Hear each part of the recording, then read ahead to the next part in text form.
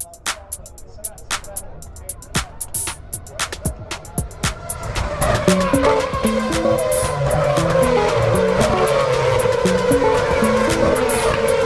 everyone, and welcome back to the Grid Sisters podcast. My name is Lauren. My name's Tess. And we are the Grid Sisters. Can you believe it is season 2 of the Grid Sisters podcast? I can't. I feel like I don't know anything about Formula One anymore. It was a really long break. This was a long break. We're going to stumble through this together. We forgot how to podcast, so... Yeah, we did, for sure. We're just rolling with it. As longtime listeners of the Grid Sisters podcast may know, we're in a different setup right now. Mm-hmm. We're in the same place. Yeah. And that is unusual. So a little recap and a little apology because we did actually not finish out the end of the 2022 season with you guys. We do apologize for that. I was moving back across the country, well, from out of the country into the country, and we are now in the same spot for at least a couple months. So the first half of the 2023 F1 season, we will be together and you guys will get some great content out of that. I mean, for some of it, you are going on a trip out of country. Oh yeah, that's true. We should have a lot of time together and that'll be a new change of pace from our last season. We are super excited for season 2 of the Grid Sisters podcast. And without further ado, let's get into it. So we're going to start things off a little bit different this season. And we're actually going to start with our race weekend recap and then go into podium points. That way, those of you who maybe didn't have time to watch everything throughout the race weekend will be able to relate to our podium points a little bit better. Really quickly, though, I do want to touch on some of the new features of F1 in the 2023 season. So for the 2023 season, we actually have 23 races on this calendar. It is the busiest calendar in F1 history, and I'm excited. Me too. We also have heavier tires this season, and we have a new tire, the C0 tire, which is the hardest tire in the Pirelli range. Yes. Also, new drivers on the grid. We have Logan Sargent, who is a rookie driving for Williams. We have Nick DeVries, who is technically a rookie. He's a seasoned rookie. Yeah. Who is driving for AlphaTauri, and we have Oscar Piastri, who is driving it for McLaren. We had a lot go on during silly season, and we will go over a lot more of that as things come to fruition. Big lot of changes between teams, also a lot of principal changes from teams swapping back and forth. So it'll be exciting to see how everything works out this season. Absolutely. All right. Without further ado, let us get into race weekend recap. FP1. Now, I feel like FP1 was pretty action-packed because this is the first time we saw the cars on track, not in testing scenarios. So this was, practice scenarios, running normal practice, setups and things like that, ready for the race. Yeah. And obviously a lot of it is still applying to testing. There will never be enough testing. Yeah, they will never feel ready for every scenario, every race, anything. And obviously in testing, we still saw a lot of Flovis paint. There was a lot of aero rakes on the back. Are new to Formula One, Flovis paint is, if you've seen the bright pink or bright green paint on the liveries in practice and you're like, what the heck is this? That's Flovis. And what that does is it actually allows the aerodynamic technicians to be able to visualize the way the air is flowing over different parts of the car. And that helps the aerodynamic teams kind of sort out any areas of improvement that they can make in the bodywork.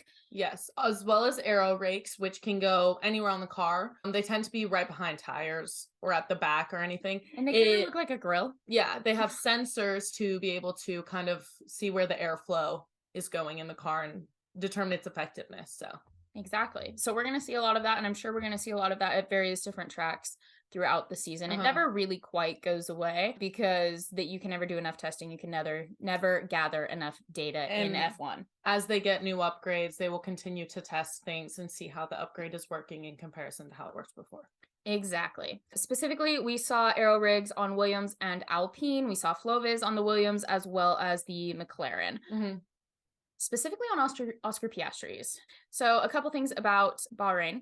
McLaren actually holds the lap record for the Bahrain circuit, and they have since 2005. They used the C1 to the C3, which is the harder end of the tires this weekend. So with Bahrain, you expect high tire degradation. One thing I noticed, Max's helmet looks kind of like a throwback Red Bull helmet, and I'm here for it. Yeah. I like it. New helmets are one of our favorite things. We will make a graphic for our socials, and we can talk all about that. We had a Ferrari's Jello wing. They were testing a single pillar mounting system on the rear wing of the Ferrari, and they did switch that what looked like mid-practice. So I'm think still that was wondering if it is meant for a different track, but yeah, it was very wobbly. Oh my gosh, it genuinely looked like Jello. It was really crazy. Back and forth and back and forth. Yeah. So. Aston Martin was looking really strong. They have since testing. We did see that come to fruition in the race, but they continued to look strong throughout the weekend. McLaren was not looking fantastic. They had a lot of issues in FP1. McLaren looks like McLaren. It's a stiff car to drive. Difficult. They're just trying to make it work. Absolutely. Which is really hard. That's so difficult really hard as a McLaren fan. Yeah. One of the other big stories for this race weekend was Lance Stroll having had wrist surgery only 12 days prior to this weekend. The fact that he was in that car was absolutely insanity to me. I mean, he was in a biking accident. He broke one wrist, I believe, hurt the other, and broke one of his toes. And those are all very important parts. He had surgery on his wrists, maybe both, and had pins put in, immediately started PT, and was able to drive, which is crazy. That's almost unheard of. I think it was a week or just over a week before the race of healing. That's insane to me. However, as much of a Lance Stroll hater as I will profess that I have been and kind of still am, he did a great job. I think it was a great race. It was a great race. And I was actually quite impressed. It was also really great during FP1 to hear Naomi talk about wrist strength and how important that is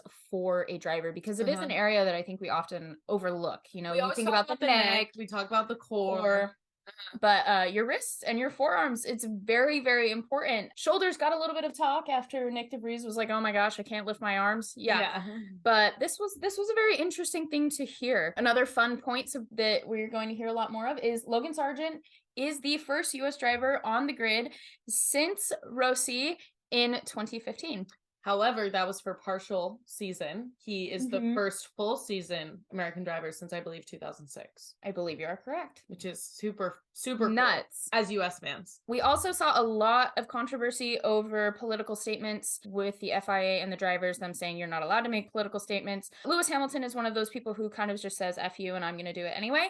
And we saw that because he is running his rainbow helmet. So we love that for Lewis. He does also have his nose ring in and has gotten a medical exemption for his nose ring. So hopefully we can put that to rest and stop talking about it, because I find it a little stupid. I think Naomi, again, had a great point. It was basically, if you are driving on the grid, you are an adult and you have every reason to be able to make those decisions on your own. Absolutely. And if it is a risk, then you have the ability to make the decision of whether you want to take that risk or not. Exactly. And I think that that's a perfect way to put it. All of these people are adults. If they know the risk and they're willing to take it, it's jewelry. They can choose that. Yeah, it's their own prerogative. Another thing that we heard a lot during FP1 was Paul di Resta actually was giving quite a bit of sympathy for Mick and his situation.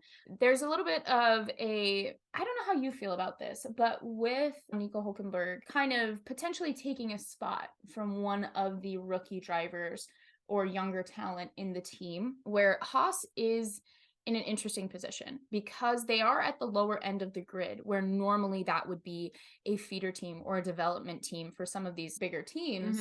Haas isn't and doesn't have the budget and therefore can't necessarily afford for general rookie mistakes. So I thought Paul di Resta's kind of sympathy for Mick was a little bit interesting, because he's trying to find that limit and knows he has to find the limit and has to perform, but in a car that's so difficult to push and find the limit on. Yeah, so it was basically described as Mick was over driving because of the pressure to perform. And then he continued to crash because he was over driving, because he needed to perform or he would lose his seat. And I think that it's really hard when you love Mick and you love a lot of rookies that have the chance to be in F1 and they aren't because Nico Hülkenberg has taken the spot. Or you think about Daniel and how Daniel potentially could have driven the Haas, but they couldn't afford him. Yeah. And I think it's hard to look at from that perspective because they don't have the money. They don't have the money to let a rookie make mistakes. But Nico Hülkenberg has had a lot of chances in F1. And I think it makes people a little hesitant to enjoy him being in the sport because he has had his chances. Multiple. And he's a decent driver. He has not made impressions. He's not made lasting impressions, you know? Yes. He's, I believe, the driver with the most starts and no podiums. Yep. He holds that record. Which is kind of a sad record to hold. And I don't know that Haas is going to give him a podium. And so I think his record will just continue as a okay driver. Yeah. But I know that they need consistency. Yeah. And so from Haas's point of view, you can understand it. But at the same time, it does suck that it is someone as lovable and angelic as Mick. They kind of got that. Mick has gotten a lot of airtime already. Yeah. Oh, being shown in the Mercedes garage. Yes. Back to Lance again, really quickly. Lance did have a moment where the engineer comes on, oh, the brakes this, and he goes, just let me drive the car. And I'm like, in that respect, I can kind of understand that because he didn't get to drive testing. He didn't get to drive anything. And the fact that he went out and performed the way he did, I am actually quite impressed with. Carlos Sainz once again gave us in FP1 some F1 on ice, which is one of my favorite things to witness when they don't put it in the wall. But yeah, if it's safe, super exciting to watch. Lovely to watch a little spin out. But yeah, it was a crazy spin. Highly recommend going back and watching that in FP1 if you did not get the chance to watch it. He did have a lovely spin out. Also, by the way, we will be hearing about porpoising again. It is not gone and it is not going away forever anytime soon. We had our hopes, but it's kind of the same situation as it's like an overdrive, but instead of overdriving, they're just pushing the limit to how close that they can get the car to the ground not even without porpoising, but without porpoising that the FIA will restrict. So teams are pushing it. As long as their driver isn't getting hurt, they're pushing it. Oh, as far as they can. But I mean, that is the spirit of F1. Push it as far as you can go within the rules and within the limits. Absolutely. And push the limits as far as you can. The other thing was Ted did call an Alonso podium in FP1, which was a lovely bit of forecasting. And Alonso did split the two Red Bulls in FP1 for time, which was quite impressive. On to FP2. FP2 was the most similar to racing conditions. I am curious, and it did make me curious to see what was going to happen with the Alpine this season. We saw a little bit of a redemption arc going on mid-race with Pierre Gasly, even though Ocon had his own set of issues that we will get to. But yes, FP2 had a little bit of chaos. It was a very, very busy session. Everyone wants to be out. Everyone wants to get as much data as they can during race conditions. Oscar Piastri narrowly avoided a collision with Lance Stroll. He did a great job avoiding. Oh yeah, I was actually quite impressed. For being a rookie, obviously he needs to know how to handle a car before he's ever even let in that car, but it was good thinking and very, very good awareness on his part. And also in kind of conversation about Oscar Piastri, everybody is excited to see where he goes because he is obviously a back-to-back F3 and F2 champion. Yeah.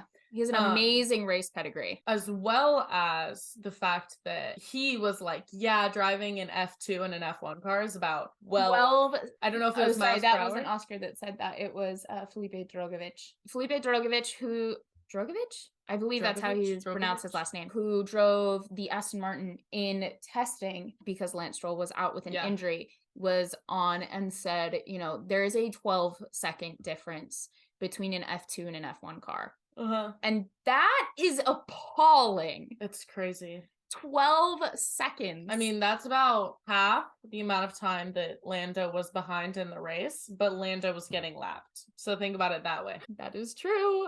That is true. Another point, I love the sparks of a night race. Oh, love it. Oh, what a good photo. Oh my gosh. Yeah. Best photos, great visuals. I love it. I mean, I love some fireworks. High intensity, so yes, love the high intensity. Piastri did actually have another run off in FP2. It looks like that McLaren is just all over the place out there, very difficult to control. I think we're kind of back where we were in Bahrain last year, where Lando was quite discouraged about the way that it could drive and the lack of pace. However, Lando does say the pace is there. Reliability is not looking great for either of the cars right now. So we'll just have to see what happens. But I am nervous about Alpine and McLaren this year. On to FP3. Red Bull's still doing troubleshooting. Max doesn't have the car exactly perfect. Can you ever get a car exactly perfect? No, but it does seem that they are still doing some troubleshooting, and we saw that did not affect them whatsoever in the race at all, which no one's surprised by that after last season. Piastri and Gasly were in the top 10 for FP3 though, which was good to see, interesting to see comparative to the race. Also, Alonso finished FP3 in first, I believe. I believe he did. All right, so quali was interesting. Yes. And kind of unexpected. Would you kind of agree with that? I would agree. Some really random things happened, and also some disappointments happened. Absolutely. That we weren't really expecting. Yeah. So with quali, rough lap for Pierre Gasly. I believe he said he only got 2 laps in, and one of his lap times did unfortunately get deleted, which put him down at the bottom. Piastri came in 18th, which, fun fact, is the exact same place that Daniel Ricciardo placed last year. They made sure to point at Bahrain. Yeah, they pointed that out. Love us some Daniel Ricciardo lovers. I agree wholeheartedly. Sargent did come in 16th, and I believe Nick was out in Q1 as well. Q2, the Alfa Romeo looks really strong. It had amazing pace. I was shocked. I'm excited to see. Obviously, it was having a hard time competing with the Aston Martin and the Mercedes, but the fact that it's up there with the Aston Martin and the Mercedes is so exciting. And I hope it lasts throughout the different circuits. Absolutely. Because that's, I think, the thing I'm most excited about. I love that we obviously had our first race. Yeah. But I am so excited to see where everyone falls the further in we get. Could not agree more. Zhou Guanyu looks top form, is up there with Valtteri Bottas, and I am here for it. I love Zhou Guanyu. I will forever be in his corner. You can't not love Valtteri Bottas. Is there anyone that doesn't like? I think Valtteri? I love him even more with his mullet and mustache. See, I'm not a mullet or mustache person. Me either, but on him it's okay. It's endearing. I loved the Valtteri shout out to Lewis for checking out the mustache. That was adorable. But the Alpha did look strong, but it was not enough to get them into the top 10. Stroll, however, did make top 10. Pardon my language here. What the fuck is Nico Hülkenberg doing in the top 10 in the Haas? I don't know what's going on, because it's like it looks good and then it looks bad, and then it looks good and then it looks bad. Haas can't decide whether or not they're competing or they're developing, and I'm confused because I don't even know where K-Mag started. I didn't even pay attention, but Nico Hülkenberg was in the top 10, and I was just, I don't know, in shock. There were just random things happening. Yes, and Q3 was chaos because Charles was out of the car after 130 flat, and then Max and Checo are starting first and second, and Charles is obviously saving a soft set of tires for the race tomorrow, and did have a brilliant getaway and a brilliant start to the race because of that, and I think put himself up into second. Yeah, both had a great start, but we did see a Red Bull 1 and 2 grid, Leclerc, Sainz 3 and 4, Alonso, then Russell and Hamilton to round out the top 7. All right, now we're on to the race. We're going to try to do this quick because I feel like a lot happened and it was chaotic and it was bad and good and so many battles. And I love that. Now, first thing we need to discuss is the new intro to race day. Not the F1 theme song, the intro video. Super cool. So cool. If you haven't seen it, I highly recommend you should go and give it a watch. Very, very cool. They have little clips of the drivers back in their karting days. It's really gives you like awesome insight into different personalities. It's cute to see little Lewis and little Max and all of that. Adorable. I also agree, but I think that we should address Michael Jackson's stance. So the new F1 intro, George Russell's stance did unfortunately take the internet by storm. And I don't really understand what was going through his head there, but he made a choice, and I'm telling you, he committed, you know, old man in a young man's body. We can at least say that he did in fact commit. It was commitment. You're correct. How we feel about that, I'm not really sure. Max doesn't really want to be there is what it looks like. I think my favorite might be Lando's or Valtteri's, because Lando's Lando, just like he's just can't like decide, walking, like, kind of touching the wall, and then he's what like, he's he was going for like hot model era, and then Valtteri is like this, and he like it's just like, hey, I have a mullet and a mustache. So that's probably my favorites, but Oh my goodness. obviously George. Yeah. Yes. that was great. We also at the start of the race had a nice zoom in on Lewis's nose ring to just bring that back around. I feel like there's some pettiness about the nose ring, and oh yeah, I don't really understand. It's a piece of jewelry in the nose, but whatever. Everyone did start the race on softs except Kevin Magnussen, and that did bite him in the ass. Poor kid looked like a sitting duck out there. To start the race, we had a great start from Max and from Charles. Carlos had a great start as well. Checo did not get away. They had a big Ferrari attack on Checo. It was really good. I mean, yeah, it was beautiful to watch. That first corner of the race, it was one of those where I was like, we're back. I know. And it was like, no collisions. And then there was contact from the Astons with Stroll and Fernando, which rough, but neither of them were out. And I was actually quite impressed as far as contact goes. Williams was up 3 places already on lap 2. Both Williams were up 3 places already on lap 2.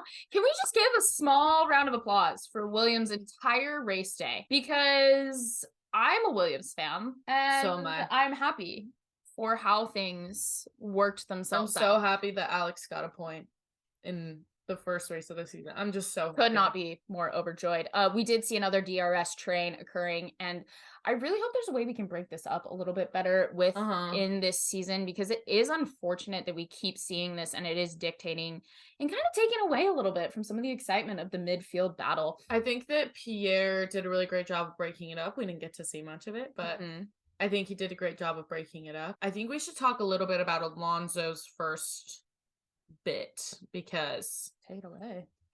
Obviously the immediate battle with the Mercedes and Alphas, like for position right there, got kind of crazy. We saw a lot of good, clean battles this race. It was Alonso or Stroll and Russell, and it was pretty clean. All of that happening right there was like, there was respect, there was room, but it was still good racing. I think Alonso said it best. He said, where we started is the reason that we ended up in third. He's like, we would have been up there competing with the Red Bulls, but we started further back. He's like, the pace is there. Is shocking from an Aston Martin perspective. But I agree. We had some great racing. It was a beautiful start to the 2023 season, and I hope it only continues. We did rewatch the race with our dad, and who didn't watch practice or anything. Why was no one on the medium tire? You may be wondering. That's because the medium tire wasn't giving enough. It just wasn't giving what it needed to give. Okay? Everyone decided the hard had the best as far as longevity and pace was in the soft. And I think that Bahrain is just such an abrasive track. And they were talking about this a lot in FP1 or in quali, I don't know. But they were talking about how abrasive the actual track is in Bahrain and the amount of sand that flies onto the track and all of these things. And I just think medium neither had the longevity nor the pace, so it wasn't as useful. It was essentially a practice tire. It's essentially your free tire, which I would unfortunately kind of agree with. I mean, we didn't see the pace in any of the time really that made more sense. I mean, Lando was on medium tires, but he had already kind of just been like, Lando was running his own race. Yeah, Lando was on a data mission, actually. He wasn't competing against anyone else. He was just collecting data for the team. Except Esteban Ocon. That was not the Alpine and McLaren race we thought was going to happen this year. Nope, not at all. But it was hilarious. Yeah. Oh my goodness. Yes. And we'll get into a little bit of what happened with Lando in just a bit. But K-Mag, like I said, was struggling bad on those hard tires at the start and did struggle for it because everyone else on the grid was on softs.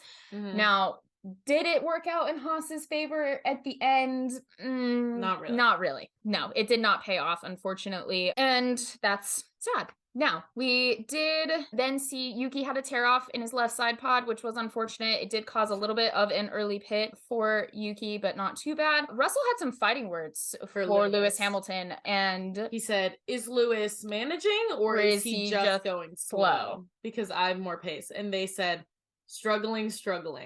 And then Russell had a lockup. So yeah, a little bit rough there. Time will only tell. I hope we're not seeing a clash between the two of them, because I really think what Mercedes needs more than ever right now is some teamwork. I don't think that there's a clash. I don't think so either. I do think, though, that Russell is young and really just wants to not be where he is right now.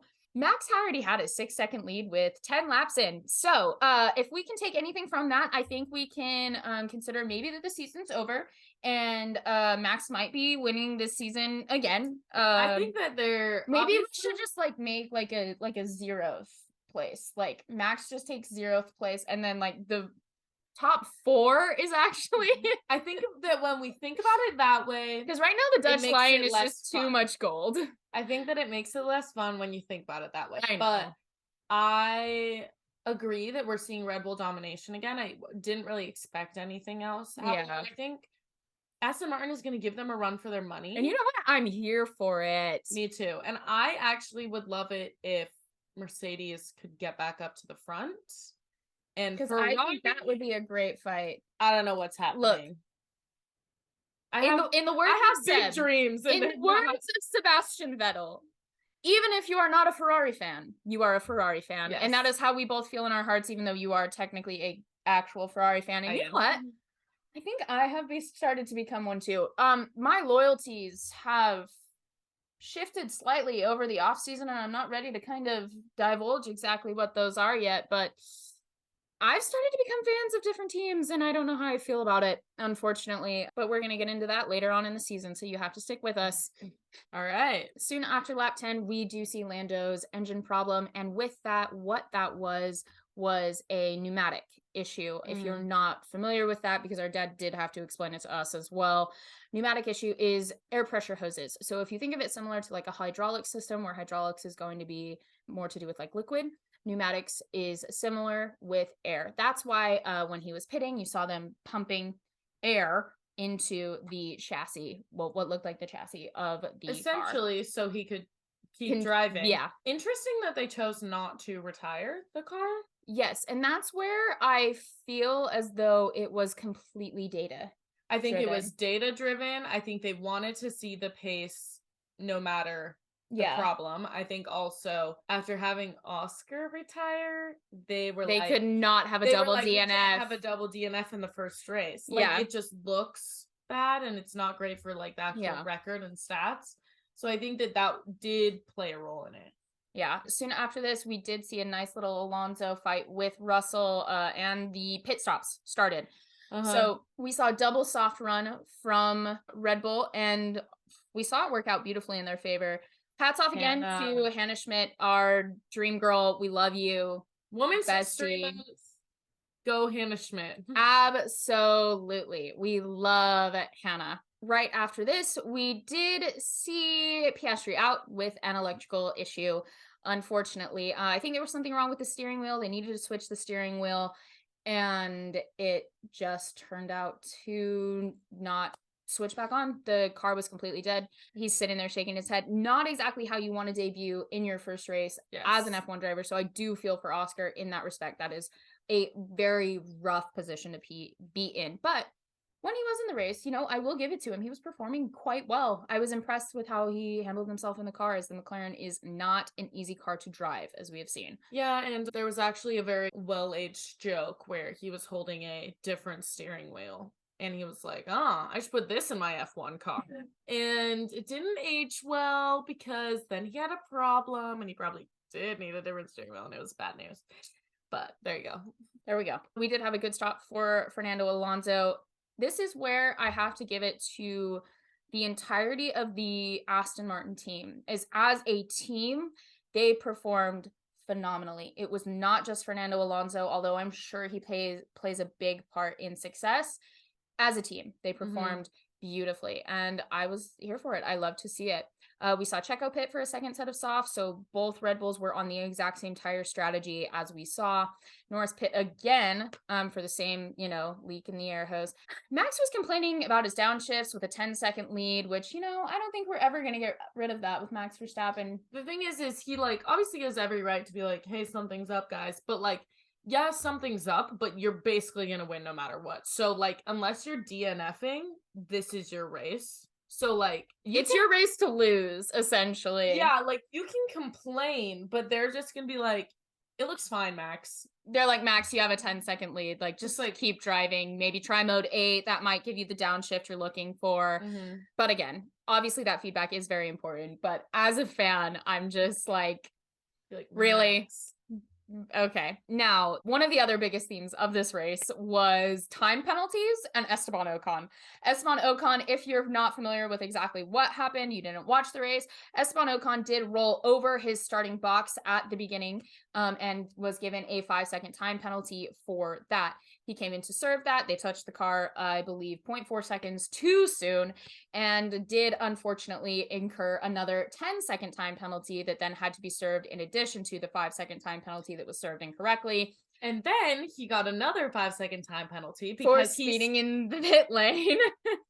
Yeah, so that was unfortunately the entire theme of Esteban Ocon's race. He had a bunch of time penalties. There were a lot of arguments between him and his engineer, and every 2 seconds there was Ocon updates. Penalty, incident, Ocon, incident. Yes. And I think it is unfortunate. Obviously, I am not an Esteban Ocon fan. No, Tess has not changed her stance on Esteban Ocon. She still thinks he is a criminal. Not actually, but he's in a pink car, so she keeps calling him the Pink Panther. He is to me. Okay. Yeah. But yeah, I think that Alpine retired the car, and I wonder if they're like, might as well save the engine. This is just ridiculous. But they claim that he had an electrical issue. Yes. So we'll never know what's real or not. We'll see what happens there. Haas was struggling for pace mid-race. It did look like they were slowing a bit, and I'm interested to see if that problem resolves itself or only continues to worsen as the season goes on. Perez did overtake Leclerc in a beautiful battle. Highly recommend going back and watching that one specifically.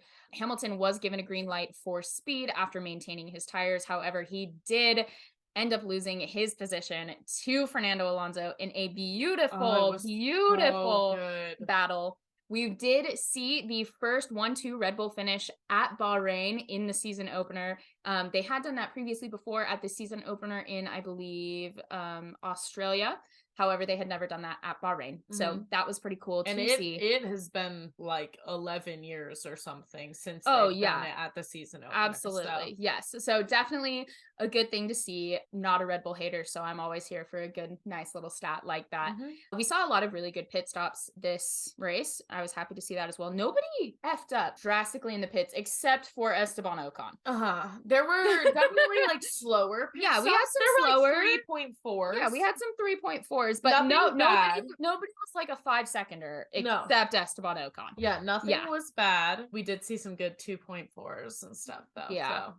Red Bull had some great pit stops. Red Bull is always on. Of course they did. On point with those. Russell and Stroll had a nice battle, if you can call it that. Stroll's breezing past George Russell, and I'm what is going on here? Yeah. Leclerc had a really great pit stop, which was good to see because Ferrari is, notoriously not amazing with those. Things have been rough. We got the Hamilton and Alonso battle part 2, which was, in my opinion, the most dramatic and the longest. Neither of them obviously want to concede their position, and both of them are beautiful competitors. So that was a phenomenal battle to witness. Oh, that little... Oh, it was so good. Yes, I did I did laugh when they called him a wily old fox on the radio. It was Martin. It was Martin, right?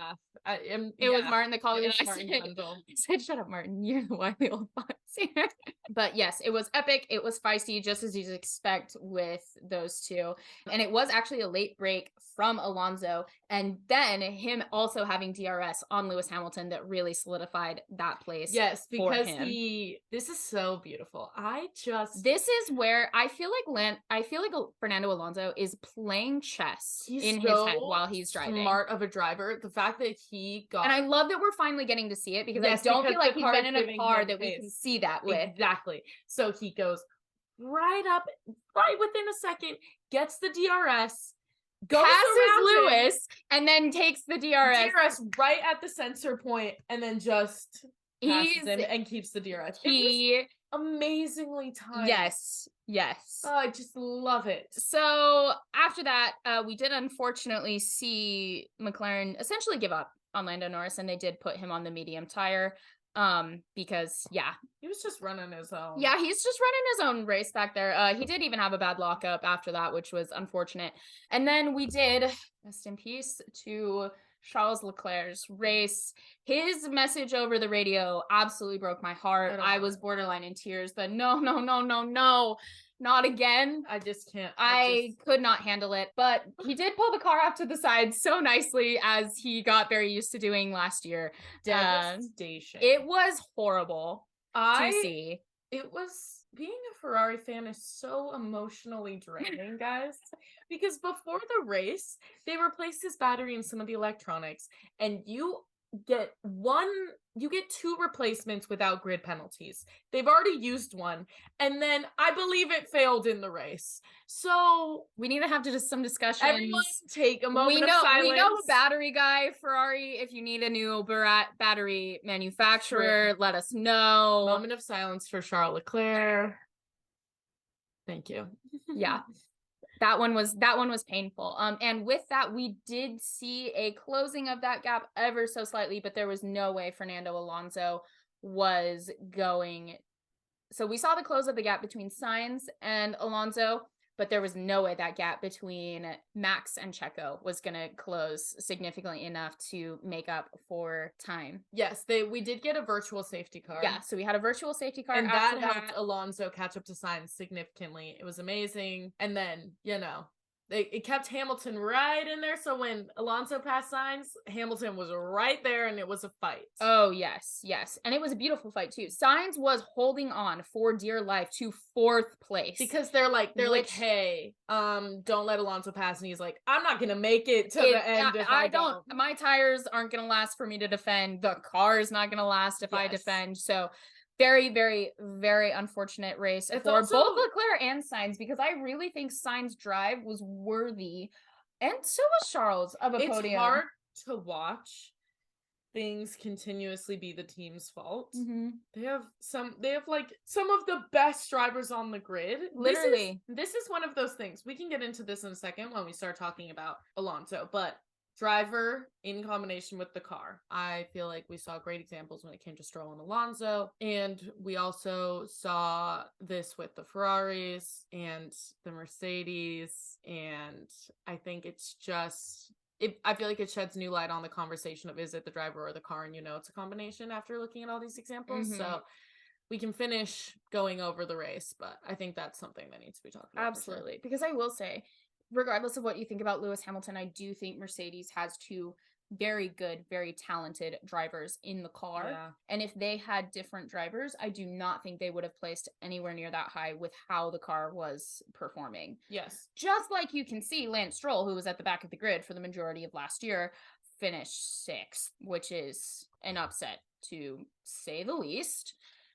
I'm not mad about upset it. Is the perfect word. I think upset, because it was an upset in terms of not what we were expecting, and also an upset in terms of Mercedes fans. Yeah. So back to the virtual safety car, we did see a lot of cars pit, a lot of midfield cars pit. Pierre Gasly pitted. Nick DeVries got hung out to dry. They did pit Yuki Tsunoda for new tires, and Nick DeVries did get hung out to dry. Passed by Yuki. Passed by everyone, and unfortunately I really don't think how far he finished down the grid was even fair to him, which is unfortunate. Also because we know how well he can drive, because he drove Williams into the points on his debut. Yes, at a track that Williams was very strong at, but still. Yeah. On debut. Sargent had a great race, and Sargent wasn't in the points on his debut. Mm-hmm. And the Williams was very strong. I agree. So that just goes to show that we know Nick has the talent. Yes. I think it's about that was a strategy call that really just did not go in his favor, unfortunately. But Pierre was flying. Ocon was finally out. The Sainz and Alonso battle with Sainz bordering on giving up the position. Yeah, he did have a lockup that really aided Alonso, and Alonso with his ever cheeky radio message, yes, bye-bye. Love that from him. So Gasly was up 11 places at 9th. This is Pierre Gasly's world, and we're just living in it. Yes, look, Pierre Gasly looks great in pink. The pink's doing well on him. That's what I think. But then we did obviously see that Lewis Hamilton and Carlos Sainz battle, and even with DRS on Carlos, Lewis was struggling and could just not get past him. We saw Lando box again. Just hurts. Yeah, it was just a painful race for a Lando fan. Very sorry to those of you, myself included. Yeah, that was painful. And then Nico Hülkenberg with track limits like multiple times. Just bad track limits for Nico, and I think even Lando, but I think Lando had given up. But I think Nico Hülkenberg had some track limits issues. My exact words when we were hearing about the track limits were, "What are you doing? You are like you're like last." There is no reason to be doing track limits. But Nico Hülkenberg did get a 5-second time penalty for his track limits. Now, let's get into this. Fernando Alonso is loving his life. Best day of Fernando Alonso's life. This is his 99th podium in F1, and we are here for it. I love a good stat. I love to see that. Yeah. Super, super happy for him. I hope he gets his 100th this season. I'm really excited to see what the Aston Martin can do. Really hope McLaren sorts their shit out, and Mercedes as well, because that car looks too good to be placing where it is. Right? The actual livery is so good. Now, I'm also very excited for Alfa Romeo. I cannot wait to see what they come out with. Valtteri Bottas deserves every amount of success. And like I said, huge joke on you, fan. Cannot wait for it. I think Valtteri Bottas has put so much effort into that car. He has put so much love into making that car be amazing. He has done so much development work with them. Absolutely. That I just think he deserves it. I agree. 100%. I need AlphaTauri to get their ish together when it comes to Nick DeVries, because I really need to see Nick come into his own and shine in that car. Because I mean, I only as want our the best dear friend. Yeah, as our dear friend Nick DeVries. For those of you who aren't aware, we did meet Nick DeVries when we did go to the Austin Grand Prix last year. So when we do make that joke, it's because we met him once. He's very nice. He's a very, very nice human. All right. So I feel like Aston Martin is the perfect example of the arguments that people have when it comes to world champions. People love to say Max is only this good because he has the best car. Lewis has only won this many because he has the best car. Blah, blah, blah. Nico Hülkenberg beat him in the same car. Sure, but I think Aston Martin is the perfect example. We know that Fernando Alonso is an incredibly intelligent driver. Oh, yeah. He has won 2 world championships. And Lance Stroll is an okay driver. And we know that. He can risk it all and put it in a wall, but he is all right. Not consistent, but all right. Yes. And you see the Aston Martin performing incredibly, and you see the difference between the 2 drivers. Yes. Oh, I also have to divulge my theory really quick. Sorry to derail your train of thought here. So my theory is, in fact, because Lance has been performing so well, which is uncharacteristic of him, that he does, in fact, actually have bionic wrists now, and they're not his hands. They're being remote controlled by Sebastian Vettel, who they have kidnapped and are keeping at the factory. What do you think? I think Lauren is losing her mind. Or we have, or we have an Anakin Skywalker situation going on, Luke Skywalker situation, where not the real. All right, come on. It was funny. I agree that it is a good joke. It's a good joke. A great joke even. But all right, back to Aston Martin. Yeah, so I think that Aston Martin is a perfect example right now because Fernando Alonso is a world champion. He's super intelligent. He's an amazing, amazing driver. And we watched him have the pace and the strategy and the intelligence to be able to end up on the podium. Absolutely. Above the Ferraris. We then see Lance Stroll, Fernando Alonso is smarter than the Ferrari pit wall. We also see Lance Stroll, who, as I've described, is an inconsistent medium to good driver. And he ended up 6th, I believe, which is an incredible turnout for him and for Aston Martin. And I think that this is the perfect example of an amazing driver with an amazing car, and look where they can be. This is when we talk about Ferrari. Amazing drivers, decent car, but bad strategy and unreliable. I feel like they are good despite the car and the strategy. This is how I feel about Lando. Lando is an incredible driver because look at his very consistent 7th place last year, 7th to 11th place over and over last year in a shitbox. Literally. It has been for years though. Oh, since they took, I think McLaren it was 4th. Is an impossible car to drive. Oh my gosh. Also, when we look at the Mercedes strategy is incredible. Yes. One of the best. Perfect. Second to Red Bull this season, I would say. And well, you can't beat Hannah. I just think that I agree with that. You can't beat Hannah. Give her a raise. I know. But their car, it is just not working. They are incredible drivers, and that's how they are where they are in the mix-up. Yeah.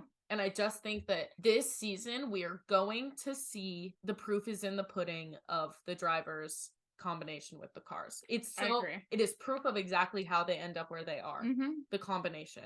So that's just, there's a lot of arguments about it every time a world champion is crowned. This is one of the longest standing controversies in all of Formula One is it the car or is it the driver? And you could have this conversation and go round and round and round with literally every single person. But if you put Nico Hülkenberg in the Aston Martin, I doubt he'd get 3rd because that's just how it is. Now, don't tell Nico that because he'll try to get in the Aston Martin. It's the same thing where you put Fernando Alonso in a Haas, he's only going to be able to get it up to 10th, 12th, whatever. I don't even know where they finished because I couldn't even bring myself to look at. But do you know what I mean? Yeah. It's the same thing. Alex Albon is an incredible driver. There was a reason he was put at Red Bull. It was too much pressure. He couldn't handle it at the time. Because he was young. That was his rookie seat. Exactly. But he is putting Williams in the best positions possible every race. Look, I'm a huge Alex Albon fan. Me too. Massive Alex Albon fan. Love him. Also love that you guys have the same hair. It's cute. Yeah, we're Draco Malfoy twins. Yeah, Draco Malfoy twins over there. Elsa twins. All right. Now, without further ado, let us get into podium points because we know this is going to be a long episode because it's episode 1. We're getting back in the groove and we are bringing you all back with us. Yes. Now, podium points. If you are new to the Grid Sisters podcast, we do a top 3 moments of the weekend. Podium points happens between Thursday evening and Sunday night. If it happens outside of those, it is not allowed to be your podium points. This can be an on track, off track, in an interview, in a whatever. Basically, soon as social media. As soon as the teams touch down and start any sort of socials or press for the weekend, that weekend to the end of Sunday night when they finish socials and press for that weekend, for the most part, is so long as it happens within that time frame, it can be in your podium points. Doesn't matter what it is. It could literally be the shirt Alex Albon wore to the paddock. It can be anything. And so, also on our Instagram, we love to hear your guys' podium points. Yes, give us your podium points. I think it's super fun because everyone has a different favorite driver, a different favorite team, and so it's fun to see what stuck out to you, what you noticed. Let us know if you saw something that we didn't see because obviously, as much as we are eyes and ears on this sport, we can't know everything all the time. Yes. So, give us your podium points either down below in the comments box, on our Instagram, on our TikTok, wherever you like to listen to us, give it to us. Yes. All right. Tess, why don't you start off first? All right. Pierre Gasly gaining 11 positions is probably my number 3. Okay. I'm so happy for him. Oh, yeah. To debut at a French team where everyone was like better than AlphaTauri from last year, but we really don't know what's going to happen. They didn't look great in testing. They didn't look great in practice. Esteban Ocon had a horrible result, and Pierre Gasly finished in the points, and he was so happy, and I'm so happy for him, especially in comparison to where the AlphaTauri's finished. He is free of his Red Bull days. He is a free man. He's gonna just take off from here. I'm so excited. Also, probably second is Fernando Alonso getting a podium. That's your second? Mm-hmm. I think it obviously is incredible. It's amazing to me. I love it so much. My number 1, I'm kind of stuck on because I either think it's Lando finishing the race anyways, or it is the Red Bull falling off as it's driving onto the ramp. That was funny. I know that those don't seem like they should go above Fernando Alonso, but I'm not the hugest Fernando Alonso fan. I think it's really exciting, but those moments, Lando made me really happy, or the Max thing really made me laugh. Okay. Or Alex, getting his roots done. Did that happen in the time frame though? I don't know. It might have been after. I think that was after. We will insert a photo of Alex Albon getting his roots done because it was iconic. And if you're wondering what Tess looks like getting her roots done, it's very similar. It is. Now, my number 3 is Zhou Guanyu taking the fastest lap. I forgot about that. Zhou Guanyu did have the fastest lap, and unfortunately, he does not get a championship point for it because he did not finish inside the top 10. However, he did take that off Pierre Gasly in Alpine. So, as you know, they may be competing against each other later on in this season for that championship place. Huge respect to Zhou Guanyu for getting the fastest lap of the race. I might have to shift mine. I might have to shift mine all up one. Jeez. Sorry. My number 2 was Pierre Gasly gaining 11 places. Mm-hmm. And like I said, he just looks so much happier. His after the race interview, he's just like in a better place. And I am here for it. I am here for the letting go of people who've hurt you in the past. He needed and the relief there. He needed a better situation. He needed support.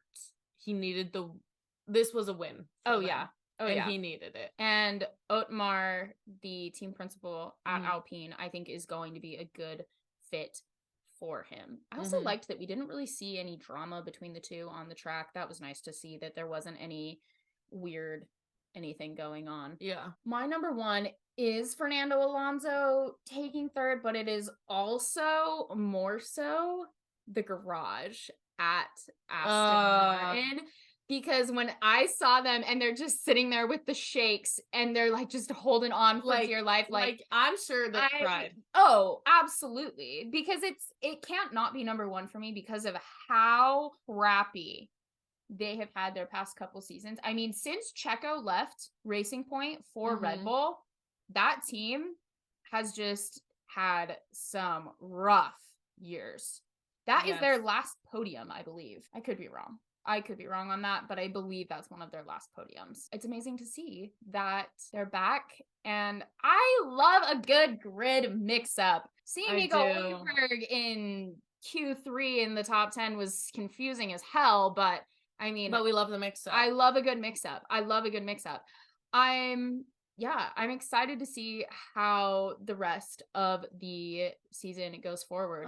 Also, my number 1 is the potential of just the Williams being so high. I know. I had a hard time not putting Williams into my top 3. I really did because I do love Alex Albon, but we gotta wait. Yeah. Also, something to point out, Nick DeVries does have a permanent position on our podium points for this year. Yay! Last year he did replace Nicholas Latifi because there was no way we were giving Latifi a point. He did replace Nicholas Latifi. However, he will have his own spot this year. And huge congrats on the seat once again. I'm just so excited. Me too. Now, we have another segment on this podcast for those of you who are new this season. Tess is our resident pop culture princess. I try my best. Tess will find some of the best memes on the internet, and there were some gold ones. Lauren and I were having we were giggling our butt off in Walgreens. Oh my gosh. There is some good stuff this season. All right, so I feel like I have to talk really fast about the Harry Potter one, if that's okay. Oh, if I can steal the pop culture princess thunder, you sent me a bunch of stuff. So normally, like, I am not a massive meme person.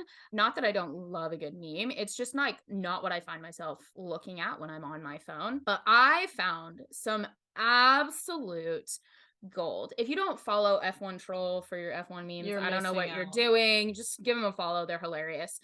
Now, the Aston Martin situation fits. Situation is a good way to put it.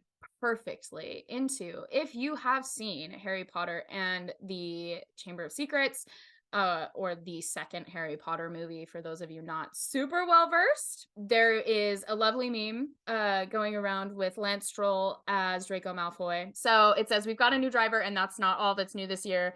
Those are AMR 23s. And then it's Charles Leclerc and Carlos Sainz going, how did you get those? And then it's a gift from Lance's father. You see, Charles, unlike some, my father can afford the best. That had me dying. There was another one, which was a Noah's Ark situation. I think this came from a Family Guy or something episode, where it's an elephant and a penguin standing next to each other. The elephant's labeled Red Bull, penguin's labeled Mercedes, and Toto going, what the hell is this? And Aston Martin with an elephant head and a penguin. It's so good. If you watch the YouTube versions of these, we do put screenshots of all of them into the video format. So if you would like to see what we're talking about, go give us a watch on YouTube. Yes, there are just so many great memes this week. All right, so some of my favorites from Twitter. We obviously have Alex Albon and the penguin from Surfs. So good. I love that it was his girlfriend that posted that, wasn't it? Yeah. Also, this one is okay, so this is about Christian Horner finally admitting that the way that they treated Pierre and Alex was unfair. Well, time to go shoot myself. I want to use this photo for everything. Also, Daniel Ricciardo responded to someone saying like, oh, your smile made me smile, and he sent them a fan video. And in the fan video, he says, yeah, I really enjoyed watching the first race. And everyone's like, yeah, I actually really enjoyed watching the first one. And it's him like at Oscar Piastri dead in a grave because, you know. And then Mushroom Max explaining. That was a good one. That one made me laugh. Also, I don't know if we can insert this video, but everybody needs to watch the video. We will put this on our socials of Daniel running in all the different shoes. Oh, it's so good. And there was one that was like Daniel running away from McLaren with Zach Brown's pension fund. And it's just so good. I love him, and I love that, and it's amazing, and everything's great. So Oscar Piastri back at Alpine, and he's like, let me in. I wonder. Torture. Yeah. POV, the first race of the season is a DNF. Also, we need to find the George. Okay, yes. So the George Russell Michael Jackson pose in the intro is amazing and worth a watch if you have not yet seen it. If you're one of those people that just skips through all of